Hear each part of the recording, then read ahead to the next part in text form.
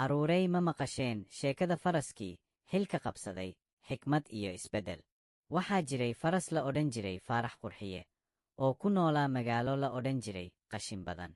Magaaladaas waxay ahayd meel ay dhibaato ka taagan tahay oo qashin badan yaalay, waddooyinkuna way burbursanaayeen, nadaafadna meesha lagama aqoon. Xoolaha magaalada oo dhammina waxay ahaayeen xoolo kala duwan sida riyaha, digaagga, iyo wananka, kuwaas oo ay caado u ahayd inay qashinka ku dhex noolaadaan. Faarax Qurxiye wuxuu ahaa faras nadiif ah oo qurux badan, wuxuuna jeclaa deegaanka quruxda iyo nadaafadda. Maalin maalmaha ka mid ah ayuu is yidhi, magaaladan haddii aan ka noqdo duqa magaalada, qashinkan waan idinka guri, oo waddooyin qurux badan ayaan idiin dhisi.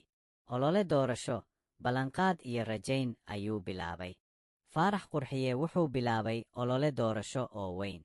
Wuxuu ku baaqay in la isbeddelo, qashinka la guro, waddooyinkana la hagaajiyo.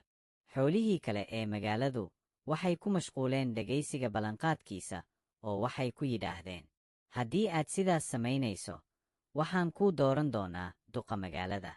Muddo bilo ah ayuu olole ku jiray, isaga oo xoolaha kale u sharxaya sida nadaafaddu u hagaajin karto caafimaadka iyo quruxda magaalada. Wuxuu sameeyey astaan ay ku qornaayeen erayadiisa caanka noqday.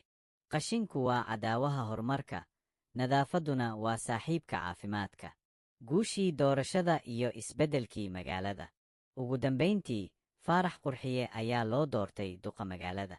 Markii uu xilka qabsaday, wuxuu si dhaqso leh u bilaabay inuu wax ka qabto dhibaatooyinka magaalada.